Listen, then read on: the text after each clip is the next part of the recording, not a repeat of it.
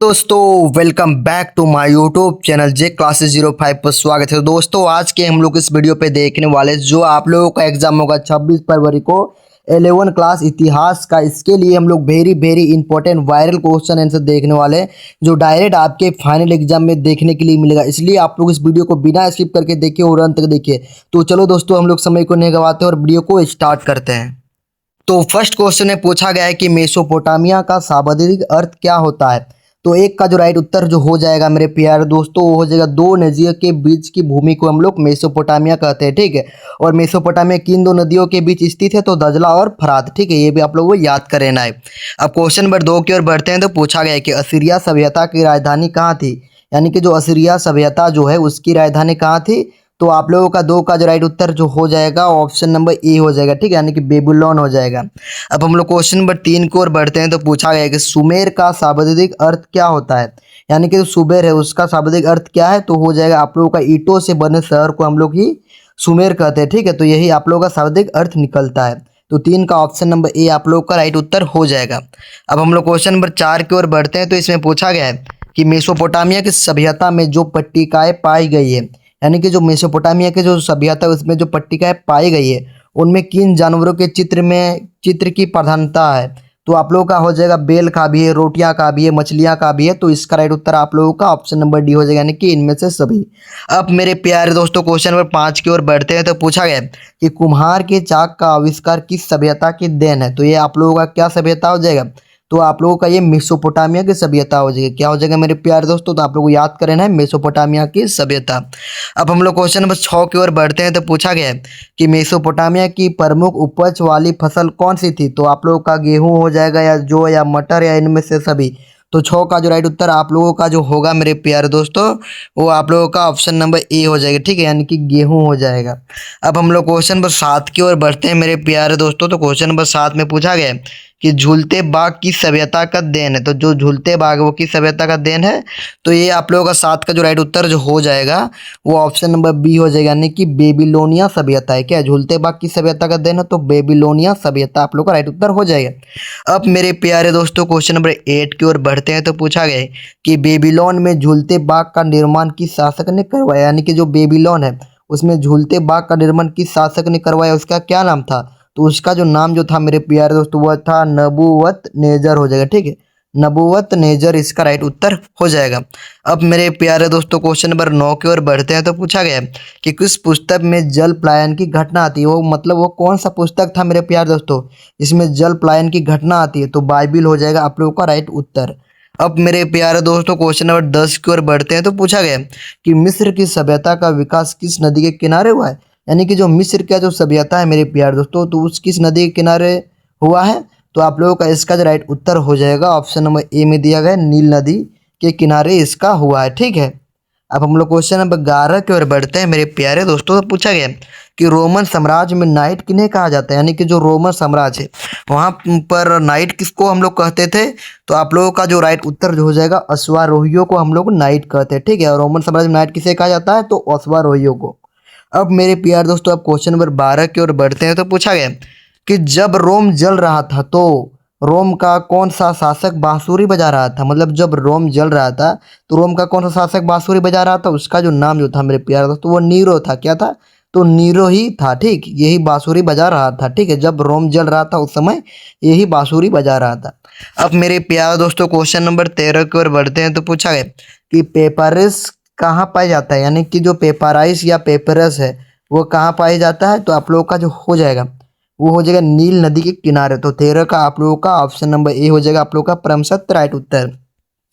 अब मेरे प्यारे दोस्तों क्वेश्चन नंबर 14 में पूछा गया कि रोम का इतिहास किसने लिखा, यानी कि जो रोम का जो इतिहास है वो किसने लिखा था।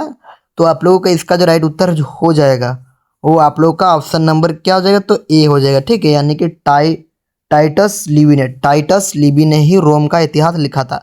ठीक है मेरे प्यारे दोस्तों, अब हम लोग क्वेश्चन नंबर 15 की ओर बढ़ते हैं मेरे प्यारे दोस्तों। तो पूछा गया कि जुलाई माह का नाम किसके नाम पर पड़ा। तो जुलाई माह का नाम जो पड़ा मेरे प्यारे दोस्तों वह जूलियस सीजर के नाम पर ही हम लोग का जुलाई माह का नाम पड़ा है। ठीक है, तो यही आप लोग का राइट उत्तर हो जाएगा। और अगस्टस सीजस के नाम पर ही जो पड़ा है वो अगस्त का नाम पड़ा है, ये भी आप लोगों को याद करना है। अब हम लोग क्वेश्चन नंबर 16 की ओर बढ़ते हैं मेरे प्यारे दोस्तों। तो पूछा गया है कि रोमन साम्राज्य के राजनीतिक इतिहास के 3 मुख्य खिलाड़ी कौन से थे, यानी कि कौन थे। तो आप लोगों का सम्राट भी हो जाएगा, अभिजात वर्ग भी हो जाएगा, सेना भी हो जाएगा। तो आप लोगों का परम सत्य राइट उत्तर ऑप्शन नंबर डी हो जाएगा। अब हम लोग क्वेश्चन नंबर 17 की ओर बढ़ते हैं मेरे प्यारे दोस्तों। तो इसमें पूछा गया है कि दिनारियस क्या था, यानी कि जो दिनारियस है वो क्या था, इसके बारे में हम लोग को इसमें पूछा गया है क्वेश्चन नंबर 17 में। ठीक है, तो दिनारियस जो था मेरे बहलो प्यारे दोस्तों वो हो जाएगा चांदी का सिक्का हो जाएगा। ठीक है, उसी को हम लोग दिनारस कहते थे। अब मेरे प्यारे दोस्तों अब क्वेश्चन नंबर 18 की ओर बढ़ते हैं। तो पूछा गया है कि निम्नलिखित में से किस से रोमन साम्राज्य का हृदय कहा जाता है, यानी कि निम्नलिखित में से किसको हम लोग रोमन साम्राज्य का हृदय कहते हैं। तो आप लोगों को क्या हो जाएगा, तो लाल सागर, काला सागर, भूमध्य सागर या कैस्पियन सागर। तो आप लोगों का जो राइट उत्तर जो होगा मेरे प्यारे दोस्तों वो हो जाएगा भूमध्य सागर को ही हम लोग क्या कहते हैं, तो रोमन साम्राज्य का हृदय कहते हैं। तो 18 का सॉरी दोस्तों सी हो जाएगा। अब हम लोग क्वेश्चन नंबर अब बढ़ते हैं, अब हम लोग 19 नंबर की ओर। तो पूछा गया कि स्पेन जैतून के तेल के व्यापार के लिए प्रसिद्ध था, यानी कि ऑप्शन नंबर ए आप लोग का राइट उत्तर हो जाए। तो इसमें पूछा गया कि पेपराइस पेपरस क्या था। तो ये आप लोगों का एक प्रकार का पौधा था। ठीक है, जो पौधा था, ठीक, उसी को हम लोग पेपराइस कहते हैं। और यह किस नदी पर उगता था आप लोग कमेंट में जरूर बताएं। ठीक है, ये मैंने आप लोगों को बता चुका हूँ। अब क्वेश्चन नंबर 21 पर बढ़ते हैं। तो पूछा गया कि हजरत मोहम्मद का जन्म कब हुआ था। तो हजरत मोहम्मद साहब का जो जन्म जो हुआ था मेरे प्यारे दोस्तों आप लोगों का 570 ईस्वी में हुआ था। ठीक, तो यही आप लोगों का राइट उत्तर हो जाएगा। अब मेरे प्यारे दोस्तों क्वेश्चन नंबर 22 की ओर बढ़ते हैं। तो पूछा गया कि पैगंबर मोहम्मद साहब का वास्तविक नाम क्या था, मतलब इसका जो वास्तविक जो नाम था वो क्या था, ये क्वेश्चन नंबर 22 में पूछा गया है। तो इसका वास्तविक नाम जो था वो हसन था। तो हो जाएगा आप लोगों का 22 का ऑप्शन नंबर बी हो जाएगा। ठीक है, अब क्वेश्चन नंबर 23 की ओर बढ़ते हैं मेरे प्यारे दोस्तों। तो इसमें जो पूछा गया कि जिम्मी किसे कहा गया, यानी कि जो जिम्मी है तो जिम्मी किसको कहते हैं। तो आप लोगों को पता ही होगा जिम्मी हम लोग ईसाइयों और यहूदियों को कहते हैं। ठीक है, यानी कि 23 का जो राइट उत्तर आप लोगों का जो हो जाएगा ऑप्शन नंबर सी आप लोगों का राइट उत्तर हो जाएगा। अब मेरे प्यारे दोस्तों क्वेश्चन नंबर 25 की ओर बढ़ते हैं। तो पूछा गया कि हिजरी संवत का आरंभ कब से होता है। तो आप लोगों का 24 का जो राइट उत्तर जो होगा मेरे प्यारे दोस्तों वो ऑप्शन नंबर ए हो जाएगा, यानी कि 622 ईस्वी में।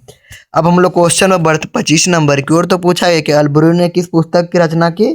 तो अलबरूनी जो पुस्तक की रचना की वो हो जाएगा आप लोगों का तहकीक ए हिंद, और ये नहीं रहेगा तो किताब हिंद रहेगा तो उसमें ही सही करना है। ठीक है, अब हम लोग क्वेश्चन नंबर 26 की ओर बढ़ते हैं मेरे प्यारे दोस्तों। तो पूछा गया है कि नई फारसी कविता का जनक किसे माना जाता है। तो हम लोग नई फारसी कविता का जनक हम लोग कहते हैं उसको हमको रुदकी को कहते हैं। ठीक है, तो 26 का आप लोगों का सी आप लोगों का राइट उत्तर हो जाएगा। अब मेरे प्यारे दोस्तों क्वेश्चन नंबर 27 की ओर बढ़ते हैं। तो पूछा गया कि निम्नलिखित में से भूगोलवेता कौन थे, यानी कि भूगोलवेता कौन थे। तो ये आप लोगों का 27 का ऑप्शन नंबर सी हो जाएगा। ठीक है, यानी कि अल ख्वारिज्मी हो जाएगा। ठीक है, तो यही आप लोगों का 27 का राइट उत्तर हो जाएगा।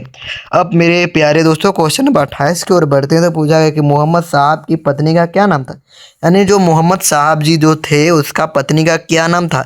तो आप लोगों को पत्नी का ये नाम याद करना है, वो हो जाएगा आप लोगों का खदीजा हो जाएगा।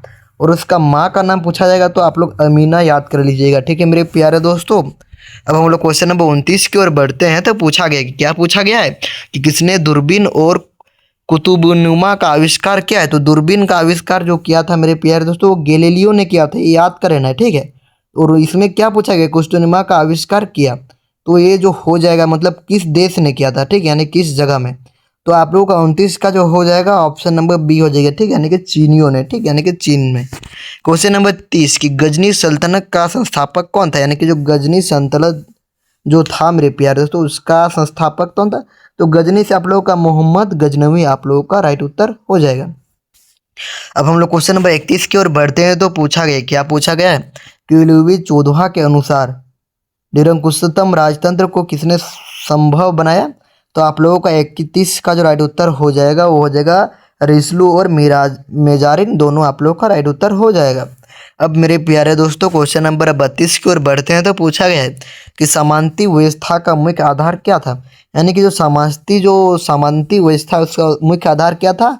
तो आप लोगों का हो जाएगा सेवा हो जाएगा, ठीक है, यानी कि 32 का आप लोगों का ऑप्शन नंबर बी इसका राइट उत्तर हो जाएगा। अब मेरे प्यारे दोस्तों क्वेश्चन नंबर 33 में पूछा गया है कि डॉन क्रिच डॉट उपन्यास में किस वर्ग का प्रमुखता से चित्रण किया गया है। तो आप लोगों का 33 का जो राइट उत्तर जो होगा वो आप लोगों का ऑप्शन नंबर ए हो जाएगा, ठीक है, यानी कि नाइटों को, ठीक है। और नाइट किसे कहते हैं आप लोग याद कर लीजिएगा। क्वेश्चन नंबर 34 कि रोमन चर्च का प्रधान कौन था। तो रोमन चर्च का जो प्रधान होता था मेरे प्यारे वो पोप होता था, ठीक। तो 34 का आप लोगों का ऑप्शन नंबर ए हो जाएगा आप लोगों का राइट उत्तर, ठीक है मेरे प्यारे दोस्तों। अब हम लोग क्वेश्चन नंबर 35 की ओर बढ़ते हैं। तो पूछा गया कि टाइथ किस प्रकार का कर था, यानी कि टाइथ जो कर जो था मेरे प्यारे दोस्तों वो किस प्रकार का था, भूमि कर, व्यापारिक कर, या धार्मिक कर, या सैनिक कर।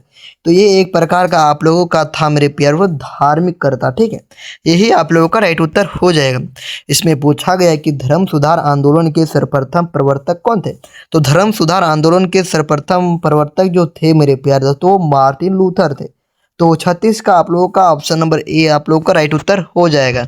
अब हम लोग क्वेश्चन नंबर 37 की ओर बढ़ते हैं मेरे प्यारे दोस्तों। तो इसमें पूछा गया है कि धर्म सुधार आंदोलन की शुरुआत कहाँ हुई, यानी कि जो धर्म सुधार का जो आंदोलन की शुरुआत वो कहाँ से हुआ था। तो आप लोगों का जो 37 का जो हो जाएगा मेरे प्यारे दोस्तों ऑप्शन नंबर बी हो जाएगा, ठीक है, यानी कि जर्मनी से हुआ था। अब हम लोग क्वेश्चन नंबर 38 की ओर बढ़ते हैं मेरे प्यारे दोस्तों। तो पूछा गया कि सामंतवाद अधिकृत व्यवस्था की सबसे छोटी इकाई थी। तो आप लोगों का जो 38 का जो हो जाएगा वो ऑप्शन नंबर ए हो जाएगा, ठीक है। छोटी पूछा गया है तो आप लोगों का नाइट हो जाएगी, क्या हो जाएगी, तो नाइट आप लोगों का राइट उत्तर हो जाएगा, ठीक है। अब हम लोग क्वेश्चन नंबर अब लोग 39 की ओर बढ़ते हैं मेरे प्यारे दोस्तों। तो पूछा गया है कि गुलाबों की लड़ाई कहाँ हुई थी, तो या कहाँ हुई।